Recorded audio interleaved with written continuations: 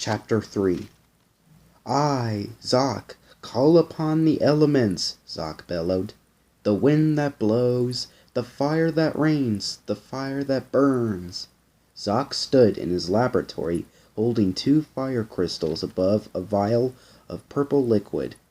Flames flickered off twisted roots that spun from the ceiling. Deliver your awesome power and transform my potion, Zoc declared. Clack-teal! Hova and Spindle watched as Zoc knocked the 2 crystals together. Instead of a mighty explosion, all they heard was a fizzle and a burp, and all they saw was a tiny puff of yellow smoke. Krasnox! Zoc yelled. He threw the crystal across the room. The potion is supposed to change color. It's not changing color. It's not changing color. But Zoc refused to give up. He grabbed 2 more crystals and held them high.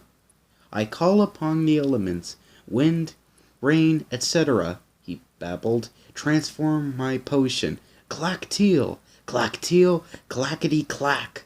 He clacked the crystals together, but the only result was another tiny puff of yellow smoke. Hova smiled at Zoc. He was working too hard, even for an ant. Let's get some sleep, she said. But Hova, Zoc said, we were almost squished today. I'm so close to finding a solution to... Zoc's voice trailed off.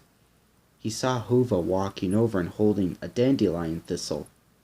Zoc gulped when he saw the fluffy weed. The last thing he needed was a tickle attack.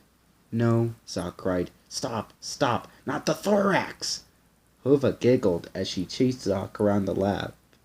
I am glad you two have something to laugh about, a voice cut in sharply. Zoc and Hova spun around. Standing in the doorway, splashed with tribal paint, was the Mac Daddy of ants. It was the big cheese, the head of council, Zoc gasped. I was just working on an experiment. The head of council nodded at the dandelion. Yes, I see, he said. How may I be of service? Zoc asked humbly. Attacks from the destroyer grow more frequent, the head of council said. Most of our food supplies are gone. The council was hoping you might have a solution. Thinking for a moment, Zoc knew there was only one solution to save the colony from possible destruction. Their survival called for drastic measures. We must fight back. We must stop the destroyer, Zoc declared. A war? Hova gasped.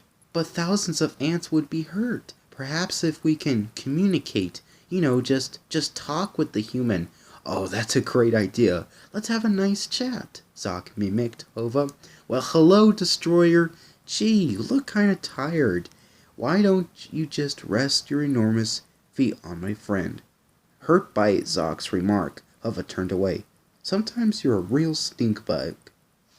The head of council considered Zoc's solution. A war with the human is impossible. A wizard knows no such word, Zoc said. The head of council left the laboratory. Zoc turned back to his crystals. He studied a flawed crystal he had been holding in his hand. Useless hunk of rock, Zoc muttered. But Zoc was not about to give up on defeating the destroyer, because to an ant wizard nothing was impossible.